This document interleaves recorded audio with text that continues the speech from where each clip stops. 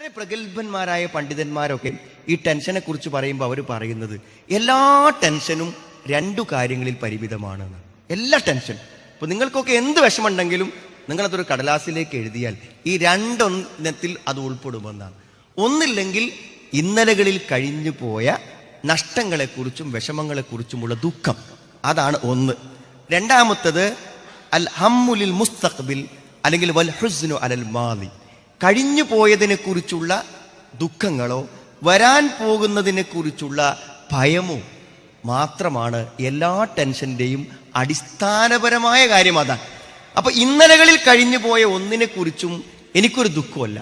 ഏതോ ഒരു സ്ഥലം ഞാൻ കുറഞ്ഞ വിലക്ക് വിറ്റുപോയി, അല്ലെങ്കിൽ എൻ്റെ മാതാവ് മരിച്ചുപോയി, പിതാവ് മരിച്ചുപോയി, അല്ലെങ്കിൽ എൻ്റെ ബന്ധുക്കൾ മരിച്ചുപോയി, എൻ്റെ കുട്ടി രോഗിയായി, എന്തൊക്കെ പ്രശ്നങ്ങൾ എനിക്കുണ്ടോ, ഇന്നലകളിൽ കഴിഞ്ഞുപോയ എൻ്റെ ഓർമ്മയിൽ നിൽക്കുന്ന എന്തെല്ലാം ദുഃഖങ്ങളുണ്ടോ ആ ദുഃഖങ്ങളൊന്നും എന്നെ ഒരു നിലക്കും വിഷമിപ്പിക്കുകയില്ലെന്ന് എനിക്ക് ഉറപ്പുണ്ടെങ്കിൽ ഞാൻ 50% ടെൻഷനിൽ നിന്ന് മോചിതനാണ്. ഇനി നാളെ എനിക്ക് അറിയില്ലല്ലോ. ഇന്നത്തെ രാത്രി നാളെ നേരം വെളുത്താൽ എന്ത് സംഭവിക്കുമെന്ന് എനിക്കറിയില്ല. പക്ഷെ നാളുകളിൽ എന്തോ വന്നുകൊള്ളട്ടെ, എന്തു വന്നാലും ഒരു മനുഷ്യന് വരുന്നതല്ലേ വരൂ, എനിക്ക് വിധിച്ചതല്ലേ വരൂ, എനിക്ക് അള്ളാഹു കണക്കാക്കിയതല്ലേ സംഭവിക്കൂ എന്നു ചിന്തിച്ച് നാളുകളെ കുറിച്ച് ഞാൻ ഒന്നും ഭയപ്പെടുന്നില്ലെങ്കിൽ എനിക്ക് ടെൻഷൻ എന്ന് പറഞ്ഞ ഒന്നില്ല എന്നാണ്. ഇതൊരു വിശ്വാസിക്ക് സാധ്യമാകുമെന്നാണ് പണ്ഡിതന്മാർ. ഒരു വിശ്വാസിക്ക് സാധ്യമാകുന്നതാണ്. പൂർണ്ണമായും ടെൻഷൻ നിന്ന് ഫ്രീ ആവാൻ ഒരു വിശ്വാസിക്ക് സാധ്യമാകും. എങ്ങനെ സാധ്യമാകും? നിങ്ങൾ ആലോചിക്കുന്നു, ഇന്നലെ എനിക്ക് സംഭവിച്ച എന്തെങ്കിലും ഒരു കാര്യത്തെക്കുറിച്ച് ഞാൻ ഇന്ന് ചിന്തിക്കുന്നത് കൊണ്ട് എന്തെങ്കിലും പ്രയോജനമുണ്ട്? എന്തെങ്കിലും ഒരു പ്രയോജനം എനിക്കുണ്ടോ? ഞാൻ അതിൽ നിന്ന് എന്തെങ്കിലും ഗുണപാഠങ്ങൾ ഉൾക്കൊള്ളുന്നുണ്ടെങ്കിലും ഓക്കെ, എന്തെങ്കിലും ചില കാര്യങ്ങൾ എനിക്ക് മനസ്സിലാക്കാൻ പറ്റുമെങ്കിൽ എന്നല്ലാതെ ഞാനിപ്പോൾ ഒരു 10-15 കൊല്ലം മുമ്പുള്ള കാര്യങ്ങൾ ഇങ്ങനെ വെറുതെ വീട്ടിന്റെ വരാന്തയിലോ സിറ്റ് ഔട്ടിലോ ഇരുത്ത് ഇങ്ങനെ ചിന്തിച്ച് ടെൻഷൻ അടിച്ച് ശ്വാസം കിട്ടാതെ ഇങ്ങനെ ഇരിക്കുന്നത് കൊണ്ട് എന്തു കാര്യമാണ് എനിക്കുള്ളത്?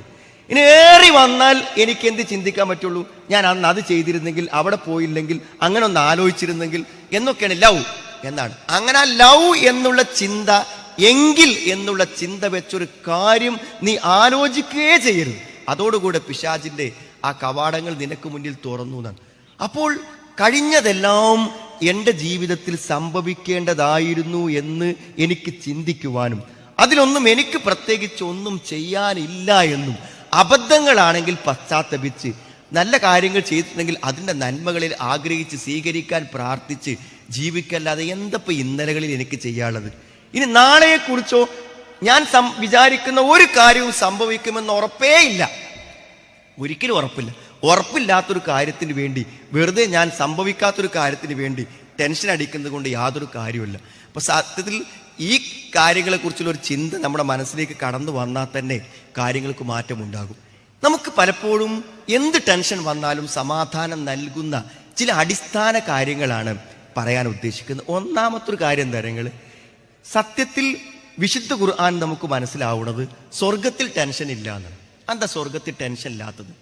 ടെൻഷൻ ഇല്ല എന്നുള്ളതാണ് സ്വർഗത്തിന്റെ ഏറ്റവും വലിയ പ്രത്യേകത. ലാ ഖൗഫുൻ അലൈഹിം വലാഹും യഹ്സൻ. അവിടെ ദുഃഖവുമില്ല, ഭയവുമില്ല. എന്താ ടെൻഷൻ? ഇപ്പൊ ഉറപ്പിച്ച് എനിക്ക് സംഭവിക്കുമെന്ന് പറയാൻ പറ്റിയ ഒരു കാര്യം മരണമാണ്. നാളുകളിൽ എനിക്കുണ്ടാകുമെന്ന് എനിക്ക് 100% ഷുവറുള്ളൊരു കാര്യം മരണമാണ്. പക്ഷെ സ്വർഗത്തിൽ മരണമല്ല. സ്വർഗത്തിൽ ഒരിക്കലും മരണമല്ല. ലാ യദൂഖൂന ഫീഹൽ മൗത്ത് ഇല്ലൽ മൗതത്തൽ ഊലാ വവഖാഹും അദാബൽ ജഹീം. ലാ യദൂഖൂന ഫീഹൽ മൗത്ത്, അവിടെ അവർ മരണം രുചിക്കുകയില്ല. ഇല്ലൽ മൗതത്തൽ ഊല, ഇവിടെ വെച്ച് അനുഭവിച്ച ആദ്യ മരണമല്ലാതെ. വവഖാഹും അദാബൽ ജഹീം, നരകശിക്ഷയിൽ നിന്ന് അള്ളാഹു അവരെ കാത്തുരക്ഷിക്കുകയും ചെയ്യും. സ്വർഗാവകാശികളെ കുറിച്ച് പറഞ്ഞാൽ പിന്നെ മനുഷ്യന്റെ സൃഷ്ടിപ്പ് പൂർണ്ണമാണെന്ന് വേണം. ഇത് പൂർണ്ണം എന്ന് പറഞ്ഞാൽ ഒരു വൈകല്യവും കുറവും അതുകൊണ്ട് എന്തില്ല, എന്ത് ചെയ്താലും മനുഷ്യൻ ക്ഷീണിക്കൂല. സ്വർഗത്തിൽ ക്ഷീണിക്കൂല. എത്ര ജോലി, സ്വർഗത്തിന്റെ സുഖങ്ങൾ എത്ര മണിക്കൂറുകളും ദിനങ്ങളും ഒരാൾ ആസ്വദിച്ചാലും അയാൾ ക്ഷീണിക്കൂല. അയാൾക്കൊരു വിഷമമോ അധ്വാനമോ നേരിടൂല എന്നാണ്.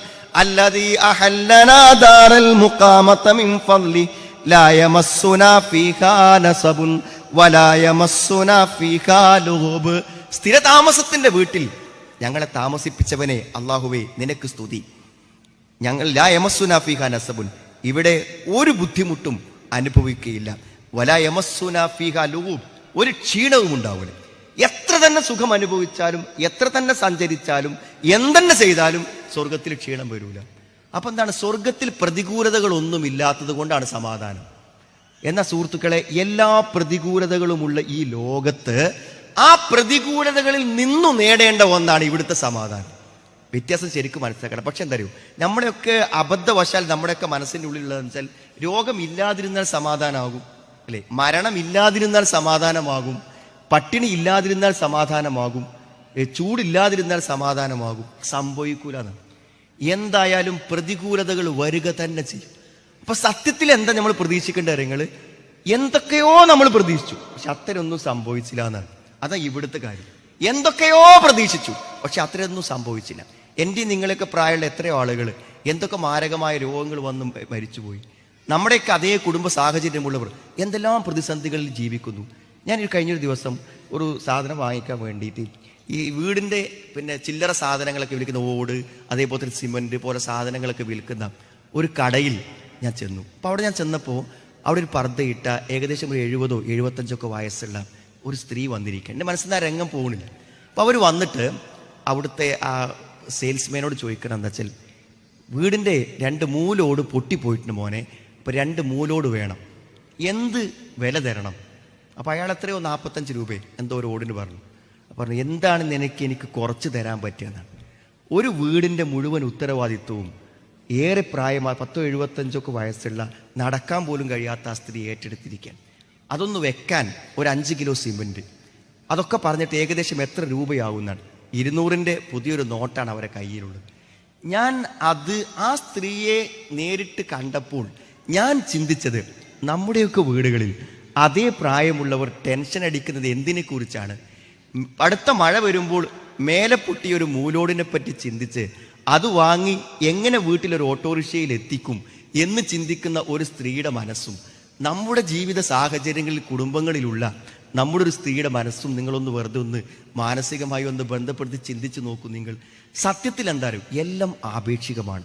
എത്ര തന്നെ സുഖം കിട്ടിയാലും ടെൻഷനായി, എത്ര തന്നെ എല്ലാ ജീവിത ഭൗതിക സാഹചര്യങ്ങളും ഒരുക്കി നമ്മൾ നല്ല സന്തോഷത്തിൽ സ്വർഗതുല്യമായി നമ്മുടെ മാതാപിതാക്കളെയും മക്കളെയും വായിച്ചാലും അവർ ടെൻഷനിലായിരിക്കും. ഈ ഭൗതിക ജീവിതത്തിൽ ഒരിക്കലും ഭൗതിക വിഭവങ്ങളെ കൊണ്ട് ഒരാൾക്ക് ടെൻഷൻ മാറൂല. ഞാൻ ആഗ്രഹിച്ചതൊക്കെ എനിക്ക് കിട്ടുക, അതുകൊണ്ട് ടെൻഷൻ മാറൂല. പുതിയ ടെൻഷനുകൾ സൃഷ്ടിക്കപ്പെടുക മാത്രമേ അതുകൊണ്ട് ചെയ്യുള്ളൂ. പിന്നെ എന്താ പരിഹാര മാർഗം എന്ന് പറയുന്നത്? മനസ്സിൽ എന്ത് ചെയ്യുക? ശക്തി പകരുക. ഞാൻ ഉദാഹരണം പറയും. ഈ പുതിയ ബലമില്ലാത്ത ഒരു സ്റ്റൂളും ഒരാൾ ഇരുന്ന് കഴിഞ്ഞാൽ ആ സ്റ്റൂളിൻ്റെ കാലുകൾ പോയി അയാൾ ചിലപ്പോൾ വീഴും. അതിന് തടസ്സം വേണ്ടത് അയാൾ ഭാരമുള്ള ഒരാളായി എന്നുള്ളതല്ല, ഏത് ഭാരമുള്ളവനും ഇരിക്കാനുള്ള ഒരു ബലം ആ സ്റ്റൂളിന് വേണം. അയാൾ വീഴാനുള്ള കാരണം സ്റ്റൂളിൻ്റെ കാലുകൾക്ക് ബലമില്ലാത്തതാണ്. നാം ടെൻഷൻ അടിക്കുന്നത് മനസ്സിന് ശക്തിയില്ലാത്തത് കൊണ്ടാണ്. മനസ്സിന് കാഴ്ചപ്പാട്, അതായത് വരുന്ന പ്രശ്നങ്ങളെ കൊണ്ടല്ല. എന്ത് പ്രശ്നം വന്നാലും അതൊക്കെ താങ്ങാൻ എൻ്റെ മനസ്സിന് പറ്റും. പക്ഷെ മനസ്സിനെ ശക്തിയോടുകൂടെ നിലനിർത്തുവാൻ സാധിക്കുന്നതിലൂടെ മാത്രമേ ടെൻഷനുകൾ ഇല്ലാതാക്കാൻ പറ്റുള്ളൂ. അപ്പോൾ സ്വർഗ്ഗല്ല ഇവിടെ, നമ്മൾ ആദ്യം മനസ്സിലാക്കുക, സ്വർഗ്ഗല്ല ഇവിടെ. ഇവിടെ മരിക്കും. മരിക്കണമെങ്കിൽ നല്ലൊരു രോഗം വന്നേ പറ്റൂ. ഒരു മാരകമായ രോഗത്തെ പ്രതീക്ഷിക്കണം, ഒരു മാരകമായ രോഗത്തെ പ്രതീക്ഷിക്കണം, ഒരു തീഷ്ണമായ പരീക്ഷണത്തെ പ്രതീക്ഷിക്കണം. അത് ഇവിടെ സംഭവിക്കും.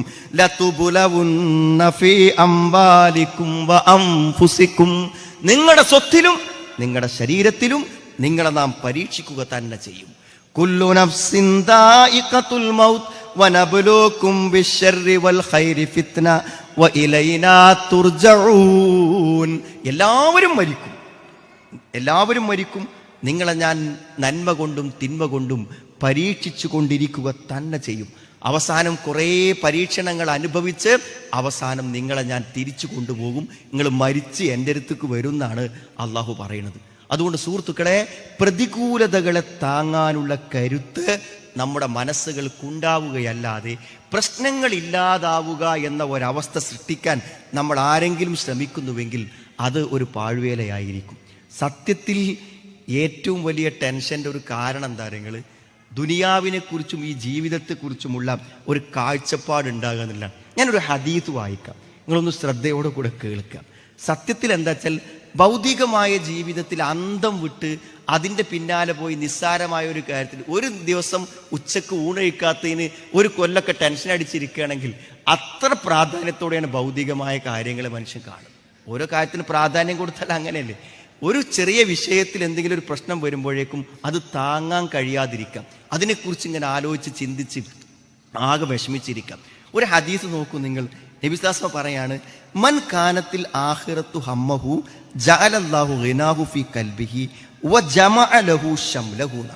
ഇതിൻ്റെ ഓരോ വാക്കും ചിന്തിച്ച് പഠിക്കാൻ മാത്രമുള്ള ഒരു നബിവചനാണ്. അള്ളാഹുവിൻ്റെ റസൂല് വഹീ കൊണ്ട് പറഞ്ഞ കാര്യമാണ്. പരലോകത്തെക്കുറിച്ച് മാത്രം ചിന്തിച്ച് നടക്കുകയാണെങ്കിൽ ജഅലല്ലാഹു ഗിനാഹു ഫീ ഖൽബിഹി, അവൻ്റെ ഹൃദയം എപ്പോഴും ഐശ്വര്യമുള്ളതായിരിക്കും. ഒരു പ്രശ്നം അവനുണ്ടാവില്ല. നിസ്കാരമൊക്കെ ഒന്ന് ശരിയാണ്, നല്ല കാര്യങ്ങൾ ചെയ്യണം, തെറ്റുകളൊന്നും സംഭവിക്കരുത്, ഒരു നല്ല മുസ്ലിമായി ജീവിക്കണം എന്ന് വിചാരിച്ച് പരലോകത്ത് എനിക്ക് നഷ്ടം വരരുത് എന്നതിന് പ്രാധാന്യം. നമ്മളെപ്പോഴും ഇങ്ങനെ പ്രഭാഷണം കേൾക്കുന്നു, പ്രസംഗങ്ങൾ കേൾക്കുന്നു, പീസ് റേഡിയോ കേൾക്കുന്നു, ഒക്കെ ഇങ്ങനെ കേൾക്കുമ്പോൾ പടച്ചോനെ പരലോകം എനിക്ക് നന്നാവണം എന്നൊരു ചിന്ത മനസ്സിക്ക് ഒരാൾക്ക് കടന്നാൽ അയാൾ ഭയങ്കര ഐശ്വര്യവാനായിരിക്കും. എന്നിട്ട് വേണം തരൂ അവന് എല്ലാ കാര്യങ്ങളും അള്ളാഹു അനുകൂലമാക്കി കൊടുക്കും. പരലോകത്ത് വിജയിക്കാനുള്ള എല്ലാ സൗകര്യവും അവൻ അള്ളാഹു ചെയ്തു കൊടുക്കും. മാത്രല്ല ദുനിയാവ് അവനൊന്നും ചെയ്യാതെ അവൻ്റെ അടുക്കലേക്ക് ഇങ്ങനെ എന്ത് ചെയ്യും, അവന് കീഴ്പ്പെട്ട് അവൻ്റെ അടുക്കലേക്ക് വരും. ഞാൻ ബാക്കി കേട്ടോളി.